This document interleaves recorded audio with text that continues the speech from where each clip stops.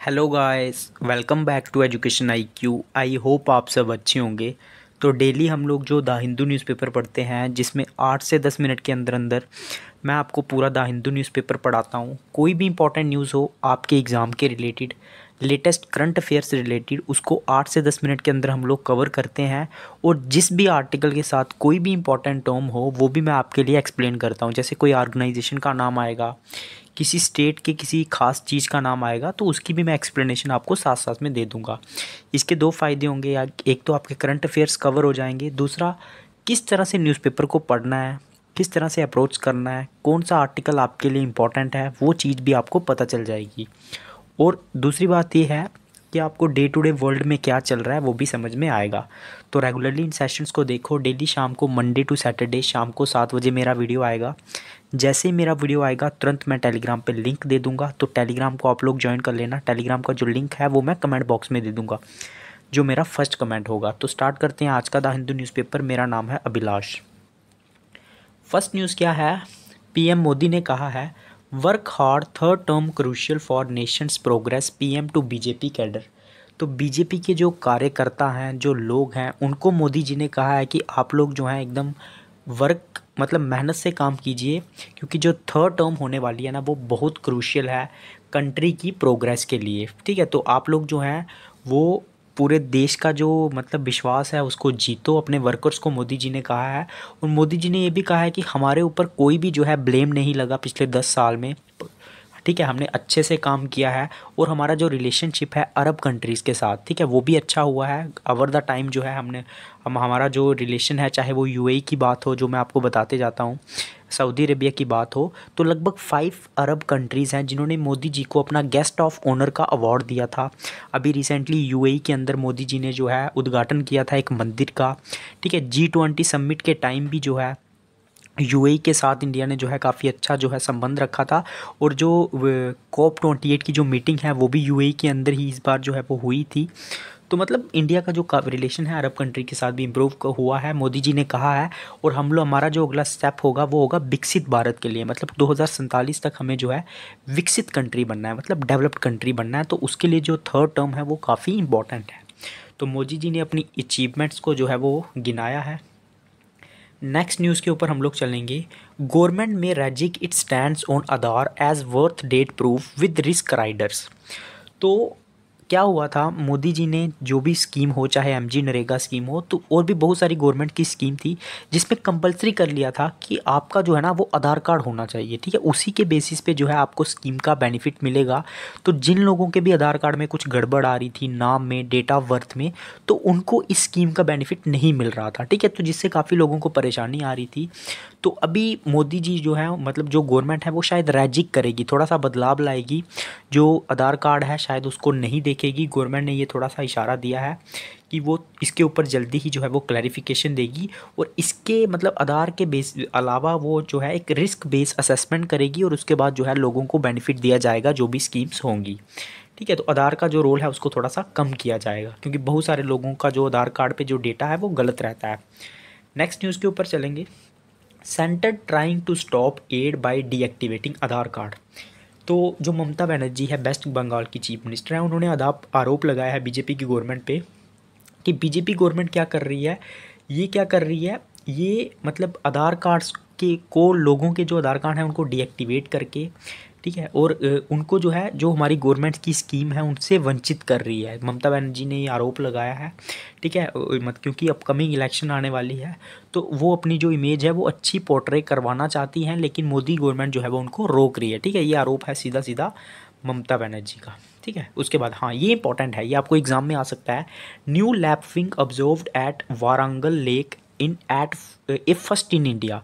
तो एक नया लैपविंग, लैपविंग क्या है, ये कबूतर की तरह एक वर्ड है, आप लोग इमेज भी दे सकते हो। ये कहाँ पे मिला है? वारंगल लेक। वारंगल लेक कहाँ है? तेलंगाना के अंदर है। तो एक टीम थी, वर्ड वाचिंग टीम, उनको ये मिला है, आप देख सकते हो। ये अफ्रीका का रहने वाला है, मतलब ये अफ्रीका के नेटिव रहते हैं, मिडल ईस्ट में भी पाए जाते हैं, और मेडिटेरियन सी के अराउंड जो है इनको देखा जाता है। तो आप लोग इनको देख सकते हो। तो ये कहाँ मिला है? एक तो ये वारंगल लेक, और एक जो है ना आमा अम्मावारीपट लेक। ठीक है, ये भी तेलंगाना के अंदर है, वहाँ पे इसको देखा गया है। तो आपको किसी भी एग्ज़ाम में करंट अफेयर्स में इस चीज़ को पूछ सकते हैं। Next, Karnataka tops in number of electronic vehicle charging station in India says report. तो एक रिपोर्ट आई है, रिपोर्ट किसकी आई है? ब्यूरो ऑफ एनर्जी एफिशिएंसी, ठीक है, VEE की रिपोर्ट आई है जो कि मिनिस्ट्री ऑफ पावर के अंडर आती है, जिसने कहा है कि कर्नाटका जो है वो टॉप कर रही है इलेक्ट्रॉनिक जो वोटिंग मशीन रहती हैं, स्टेशंस रहते हैं, उसमें टॉप कर रही है, ठीक है, तेलंगाना।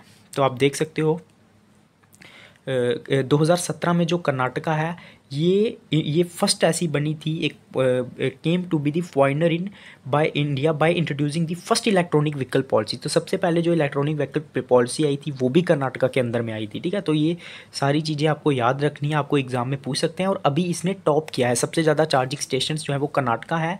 और ये रिपोर्ट किसकी है? ब्यूरो ऑफ एनर्जी एफिशिएंसी, आपको एग्जाम में आ सकता है, जो कि मिनिस्ट्री ऑफ पावर के अंदर में आता है, bureau of energy efficiency. Next news के ऊपर चलेंगे, talks with farmer inconclusive but positive says Piyush Goyal. तो आपको पता है फार्मर्स जो है ना हरियाणा के, पंजाब के, ये प्रोटेस्ट कर रहे हैं मिनिमम सपोर्ट प्राइस को लेके कि हमें जो है वारंटी मिलनी चाहिए मिनिमम सपोर्ट प्राइस की। तो ये मिनिमम सपोर्ट प्राइस क्या है? जिस प्राइस के ऊपर जो गवर्नमेंट है वो किसानों से जो है अनाज क्रॉप्स को खरीदती है, फसलों को खरीदती है, उसको बोलते हैं मिनिमम सपोर्ट प्राइस। तो इसकी वारंटी चाहते हैं फार्मर्स, उसी को लेके जो है वो प्रोटेस्ट चल रहा है। और अभी जो है बातचीत हो रही है गवर्नमेंट के साथ। तो जो पीयूष गोयल हैं, उन्होंने, यूनियन मिनिस्टर है, उन्होंने कहा है कि अभी भी हमारी जो है वो कोई हल नहीं निकला है, लेकिन बातचीत जो है वो जारी है, ठीक है। तो मिनिमम सपोर्ट प्राइस के बारे में आपको पता होना चाहिए। नेक्स्ट न्यूज़ के ऊपर हम लोग चलेंगे। तो ये देखिए आप, tourist visit Shalimar a Mughal garden in Srinagar and रेलफॉन ऑन संडे। तो ये शालीमार गार्डन है, ठीक है, ये कहाँ पे है? श्रीनगर के अंदर है, याद रखना है, ठीक है। बर्फ़ पड़ रही है तो लोग जो है वो काफ़ी विजिट कर रहे हैं। नेक्स्ट न्यूज़ के ऊपर हम लोग चलेंगे, army upgrades fire power in eastern Arunachal near LAC। तो जो लाइन ऑफ एक्चुअल कंट्रोल है ये कहाँ पे है? अरुणाचल प्रदेश वाली साइड पे जो है हमारी जो LAC है ना, वहाँ पे आर्मी क्या कर रही है? फायर पावर को अपग्रेड कर रही है, ठीक है। तो जो चिनूक हैवी लिफ्ट हेलीकॉप्टर्स है ये एक गेम चेंजर बने हुए हैं, ठीक है, क्योंकि ये क्या कर रहे हैं, जो M777 हॉइट्ज़र है ना, उनको जो है लेके जा रहे हैं, ठीक है। और अलग अलग पोस्ट पे ऊपर जो है इनको पहुंचाया जा रहा है। तो ये आपको याद रखना है। देखो ये the M777 ultra light howitzer is a 155 millimetre 39 calibre towed artillery gun. तो इस तरह की ये गन्स हैं। तो इनको लेके कौन जा रहा है? हेलीकॉप्टर्स लेके जा रहे हैं। कौन सा हेलीकॉप्टर लेके जा रहा है? Chinook heavy lift helicopter. तो ये आपको याद रखना है। और इनको कहाँ डिप्लॉय किया जा रहा है? आपको ये सारी चीज़ें पता होनी चाहिए, ठीक है। इनको डिप्लॉय किया जा रहा है अरुणाचल वाली साइड में, ईस्टर्न अरुणाचल प्रदेश जो है LAC के सराउंडिंग एरिया में, ठीक है। नेक्स्ट न्यूज़ के ऊपर हम लोग चलेंगे, जो भी इंपॉर्टेंट होगी आपके एग्ज़ाम के लिए। तो इसमें जो है, हाँ, IPCC के बारे में मैं आपको बताऊंगा। ये क्या है? जो UN इंटर गवर्नमेंटल पैनल है क्लाइमेट चेंज के ऊपर, ठीक है, इसकी मैं एक समरी बताऊंगा इस आर्टिकल की। 3 रिपोर्ट जो है वो IPCC द्वारा जो है वो दी गई थी, इनको बोलते हैं ARS, इस, ठीक है। 3 reports from the IPCC 6 assessment cycle were published in 2021-22 में ये पब्लिश हुई थी। इसमें देखा गया था कि क्या कॉन्सिक्वेंसेस, अडॉप्टेशन और वल्नरेबिलिटी और क्या मिटिगेशन एक्सेप्ट है क्लाइमेट चेंज को, मतलब हमारा क्लाइमेट चेंज की क्या सिचुएशन चल रही है, कितना हम उसको कम करने में जो है वो सक्षम रहे हैं। तो ये जो 6 असेसमेंट रिपोर्ट है, इसने वार्न किया था कि हमारा जो सरफेस टेम्परेचर है उसको हमें जो 1.5 डिग्री सेल्सियस से कम करना है, एज़ पर हमारा जो पेरिस एग्रीमेंट हुआ था, ठीक है, उससे हम काफ़ी पीछे चल रहे हैं। तो उसमें हमें बदलाव लाने की ज़रूरत है। तो to access the world's progress towards the goal of Paris agreement, UNFCCC countries conduct a global stock state. तो इस चीज़ को देखने के लिए कि क्लाइमेट चेंज के ऊपर कितना काम कर रहा है, हो रहा है, तो उस चीज़ के लिए क्या किया जाता है?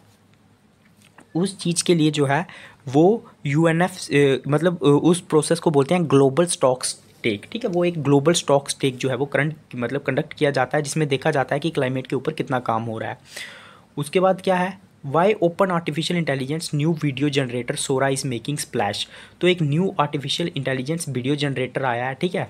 तो ये क्या करता है? वीडियो को जनरेट करता है तुरंत, मतलब आप कुछ लिखोगे तो उसके ऊपर कोई ना कोई वीडियो आ जाएगा। इसको सोरा बोला जाता है, ठीक है। ये बहुत ही जो है मतलब तुरंत जो है वो वीडियो देगा आपको कुछ भी लिखने से। तो इसोरा जो है इन जापानी में इसका मीनिंग है sky and imaginary that evokes limitless creative potential, जिसके पास बहुत पोटेंशियल रहता है।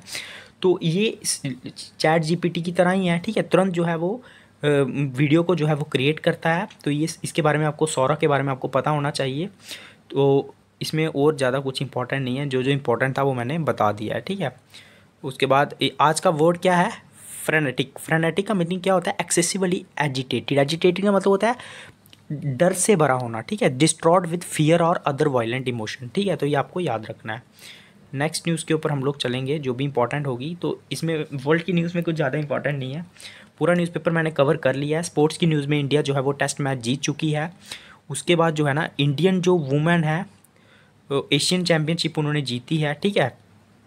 किस चीज़ में जीती है, हिस्टोरिक बैडमिंटन एशियन टीम जो है वो जीती है, ठीक है। और थाईलैंड को इन्होंने हराया है थ्रू 3-2 की विक्ट्री से, ठीक है। तो ये आपको याद रखना है, एशियन गेम्स में थाईलैंड को हराया है इंडिया की जो बैडमिंटन टीम है, ठीक है। उसमें पीवी संधू भी जो थी उन्होंने भी कंट्रीब्यूट किया है। तो पूरा न्यूज़पेपर मैंने कवर कर लिया है। वीडियो अच्छा लगा होगा लाइक करना, सब्सक्राइब करना, ज़्यादा से ज़्यादा शेयर करना और कमेंट करना। जय हिंद।